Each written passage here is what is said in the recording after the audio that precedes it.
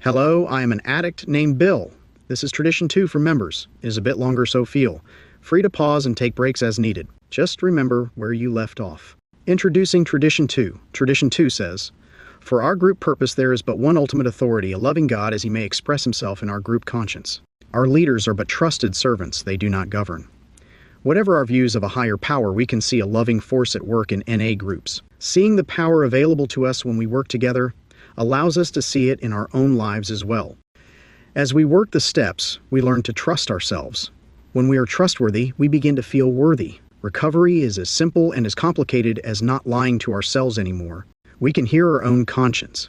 Each of us is healthier in some ways than in others. We trust and we use good sense. Living in fellowship with other addicts, we learn discernment. The person we feel safe to talk to when our heart hurts may not be the same person we would choose to be our group treasurer. Trusting is an act of love. Giving that gift is a choice each of us makes for ourselves. The second tradition assures us that NA will be there for us no matter what. When we have a reservation in our second tradition, we do not quite believe that all will be well. We fear that we have the ability to destroy Narcotics Anonymous.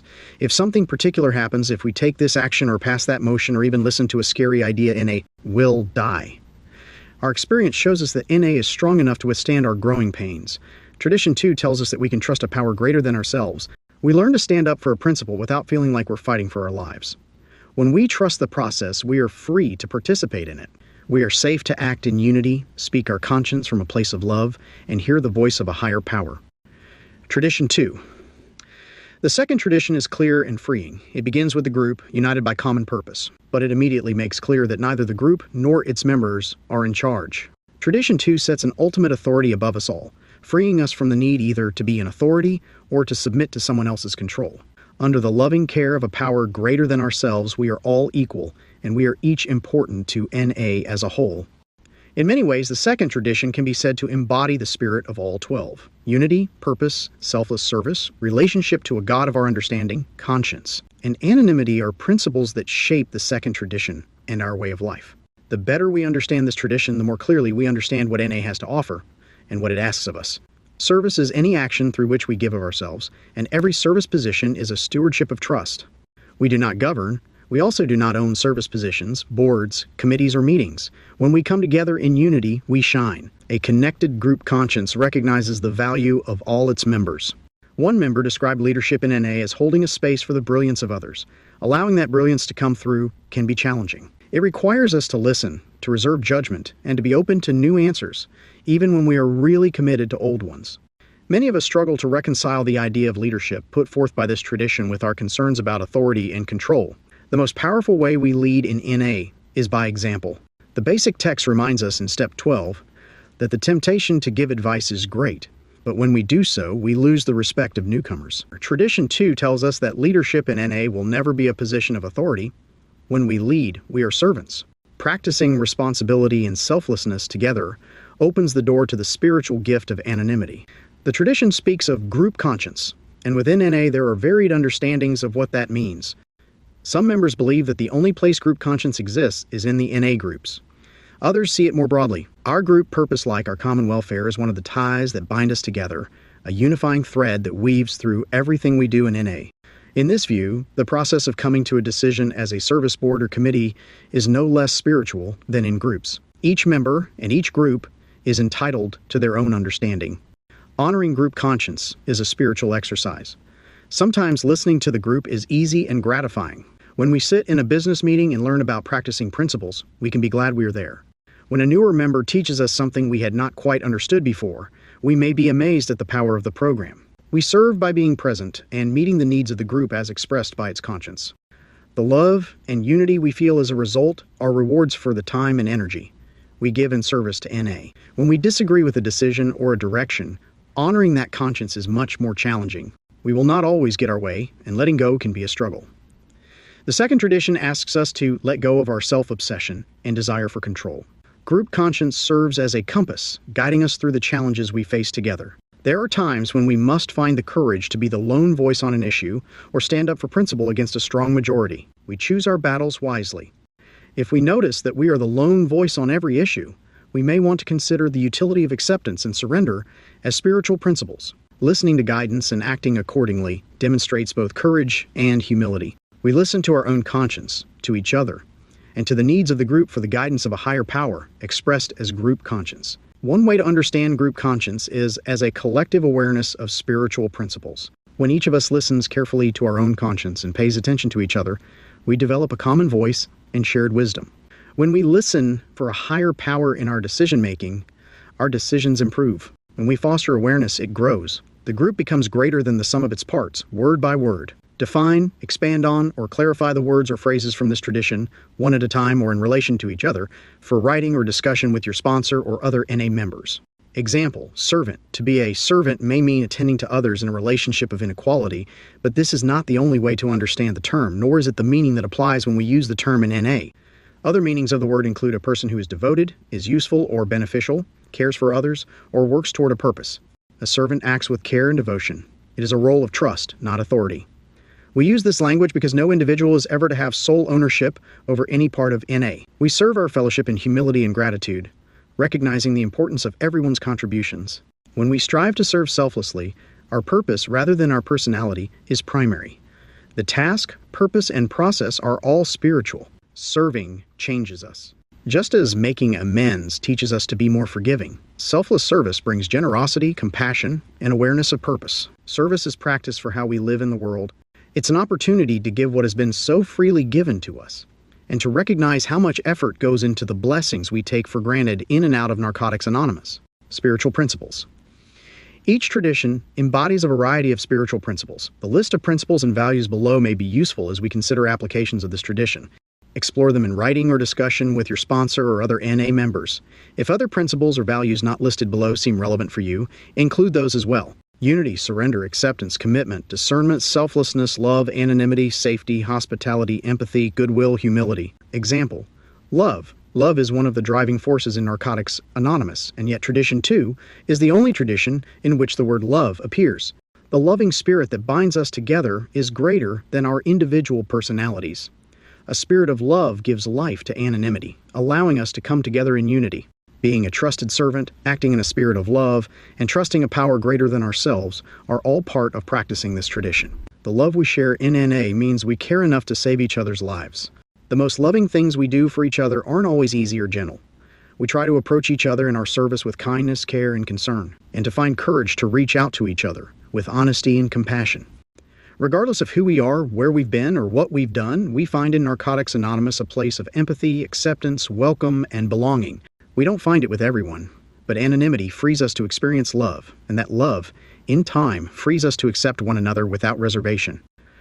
The second tradition tells us that a loving God may express himself in our group conscience, but it's hard to hear a loving God when we are being unloving. Unity depends on our willingness to keep coming from love, even when that seems like the hardest thing to do. It is a spiritual exercise that changes us, and a spiritual commitment that ensures our survival. For members, each of us has a conscience, that quiet voice that guides us. At its root, the word. Conscience means to know within oneself. Developing our personal conscience is a process that continues as long as we are clean. Many of us begin recovery with a distorted sense of right and wrong. Our moral compass had been so skewed by our addiction that we had trouble following its guidance. Reconnecting with our conscience often begins by taking on the values of others. Learning to see from another's point of view helps build empathy, but it also teaches us to see new possibilities. Things can look very different from another angle of vision. While our sponsor, our family, and our community all provide us with models, ultimately we must learn to know within ourselves. Through the steps, we develop our own values and tools for recognizing when we are on course and when we are drifting. Often this begins as a set of absolutes, right or wrong, up or down, and that's the end of it. Gradually, we start to see shades of color where there had once been only black and white. And as we mature, we are more able to tolerate mixed feelings. There can be many different right answers to the same question. Changing our angle of vision changes what we see. Our perspective shapes our perception, and our perception helps determine our experience. When we come together to make decisions for NA, we listen together for guidance from a higher power. Learning to listen takes practice and patience. We hear our conscience in the ideas of fellow members. Our personal recovery contributes to the conscience of the group. In meditation meetings and service, we learn that silence can allow us to hear the quiet voice of truth within. Our practice of the second tradition begins among other recovering addicts who share our principles. As we serve together, a bond develops. The friendships forged in service can be some of the deepest in our lives. The time spent in trust developed in service gives us the opportunity to share deeply with one another. Intimacy develops through shared experience. Despite differences of opinion or style, we are united by our love for Narcotics Anonymous and our shared sense of responsibility for our primary purpose. Being a trusted servant goes against everything addiction demands of us. This is one reason why being of service is such a powerful part of recovery. In much the same way that making amends teaches us to be more forgiving, the practice of being a trusted servant brings us generosity, compassion, and awareness of our purpose. We may not experience the same unity of purpose with people in other areas of our lives. Outside of NA, people are not bound by our traditions, but they have principles and values of their own. We can apply the principles of this tradition as we relate to those around us. When we look for common ground, common guidance, and common purpose with others, our relationship with the world can shift dramatically. The second tradition offers freedom from self-centeredness by helping us practice being a part of, rather than apart from. A simple change in perspective can offer profound improvements in our relationships. Our lives can become more harmonious and loving when we consider our group purpose at home or at work, when we are willing to allow an ultimate authority above the situation and to listen for that voice, when we approach our work, families, or community organizations with a willingness to serve and cooperate rather than govern. The same tools we use to be happy, productive members of a group can help us to experience unity and a sense of belonging in other areas of our lives. One member shared about learning to practice tradition 2 at home.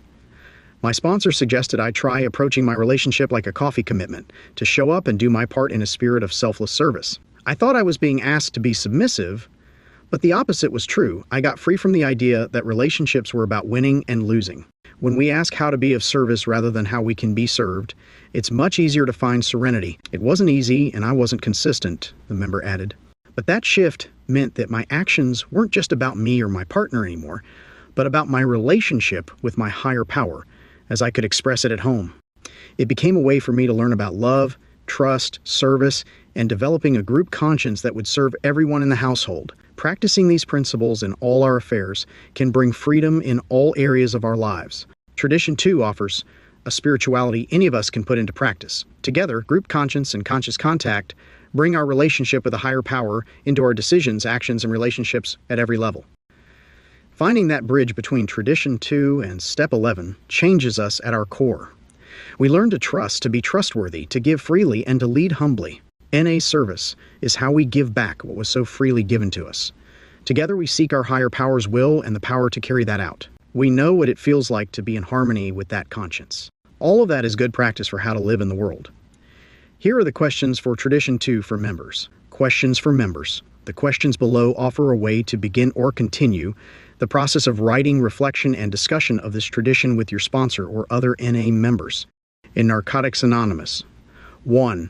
What is a conscience, and how do I get in touch with mine? What does group conscience mean to me, and how do I participate in it? What is the difference between the group conscience and my individual conscience? 2. How does participating in group conscience help develop my sense of a higher power? How do I allow my higher power to influence my decision-making? What helps me cultivate that influence? 3. How does my understanding of open-mindedness help me apply the second tradition? How do I encourage or welcome the ideas of new members? Do I consider the needs or views of those who aren't in the room? How do I find the courage to ask difficult questions in business meetings? 4. How do I set aside my personal preferences in favor of an emerging consensus? What is the difference between surrender and abdication of responsibility? 5. Is my behavior in group business meetings consistent with the principles of this tradition? Do I use my clean time or position to intimidate others or to assert authority? Do I listen or do I just want to talk? How do I find the balance? 6. What part does my higher power play in my service efforts and as a member of a home group? How does faith allow me to carry out the group's conscience even if I disagree with it? 7. What are the attributes of a trusted servant? Which of these do I act on or strive for? 8. What is the difference between governing and leadership? As a trusted servant, how am I a leader? How do I practice leadership in my home group? How can I practice leadership in a spirit of anonymity? When am I most likely to try to govern? 9. How does this tradition help me understand anonymity? How does anonymity help me understand this tradition? How do I practice anonymity in terms of this tradition? 10. Describe any bridges between this tradition and one or more of the 12 steps. What do these bridges teach me about my recovery? 11. What more can I do to put the principles of this tradition into action? How would applying this tradition change my attitudes and actions? Next section, in All Our Affairs 12. How have I applied this tradition outside NA? How else might the principles of this tradition guide my thinking or my actions?